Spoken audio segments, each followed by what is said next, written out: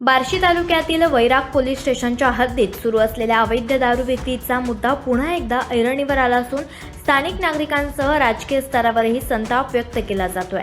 राष्ट्रवादी काँग्रेसचे सोलापूर जिल्हा सरचिटणीस नागेश चव्हाण यांनी या प्रश्नावर आक्रमक भूमिका घेत प्रशासनाला थेट इशारा दिलाय।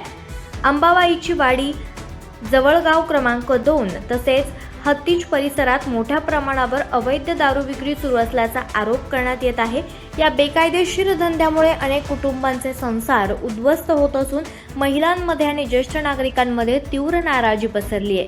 परिसरातील युवकांवरही याचा विपरीत परिणाम होत असल्याचं चव्हाण यांचं म्हणणं आहे।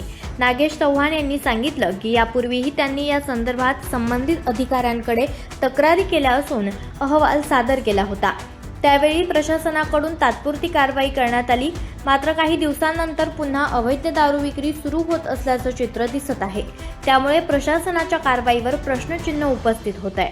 ही समस्या केवळ तात्पुरत्या कारवाईनं सुटणार नाहीये, यासाठी कायमस्वरूपी आणि ठोस उपाययोजना करणं आवश्यक आहे, असं स्पष्ट मत चव्हाण यांनी व्यक्त केलंय। त्यांनी प्रशासनाला इशारा देत सांगितलंय की तत्काळ या अवैध धंद्यांवर लगाम घालावा, अन्यथा संबंधित अधिकाऱ्यांची बदली करण्यात यावी। तसेच प्रशासनानं दुर्लक्ष केल्यास हा प्रश्न अधिक मोठ्या आंदोलनाच्या स्वरूपात उभा केला जाईल, असा इशाराही त्यांनी दिलाय। आवश्यक असल्यास कोल्हापूर परिक्षेत्र किंवा मुंबईत महिला भगिनींसह नागरिक त्यांच्या सोबतीनं तीव्र आंदोलन छेडण्यात येईल, असंही त्यांनी स्पष्ट केलंय। दरम्यान स्थानिक नागरिकांनी या मागणीला जोरदार पाठिंबा दिला असून अवैध दारू विक्रीमुळे वाढणारे गुन्हे, कुटुंबातील तणाव आणि आर्थिक नुकसान यावर तातडीनं उपाययोजना करण्याची गरज व्यक्त केली आहे। या पार्श्वभूमीवर प्रशासनानं केवळ दिखाऊ कारवाई न करता सातत्यपूर्ण आणि प्रभावी उपाययोजना करणं गरजेचं असल्याचं मत व्यक्त होत आहे। आता प्रशासन या गंभीर प्रश्नाकडे किती गांभीर्यानं पाहतं, याकडे बार्शी तालुक्याचं लक्ष लागलंय।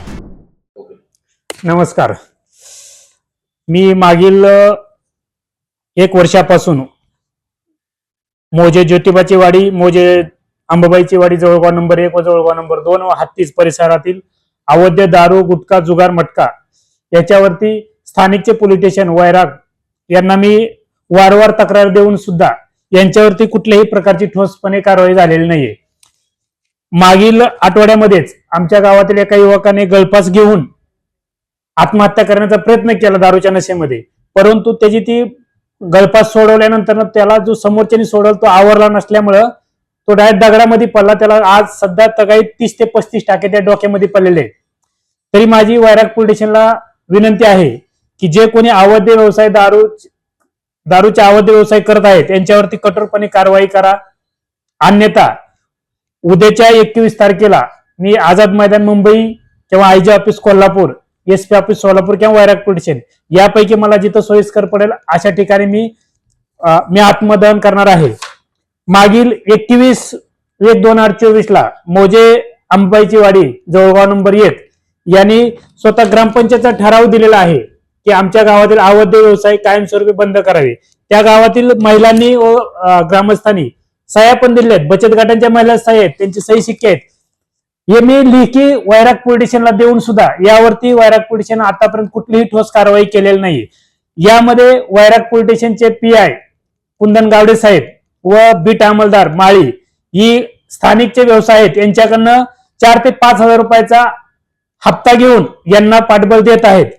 जर का यांच्यावरती कठोर कारवाई करून जर गुन्हे दाखल नाही झाले तर माझी पुढची मागणी PI कुंदन गावडे व माळी यांना सस्पेंड केल्याशिवाय मी माझं आंदोलन मागे घेणार नाही। जय हिंद, जय महाराष्ट्र, जय राष्ट्रवादी।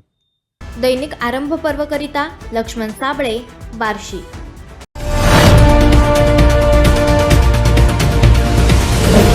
आरंभ पर्व न्यूज, आरंभ एका नव्या पर्वाचा।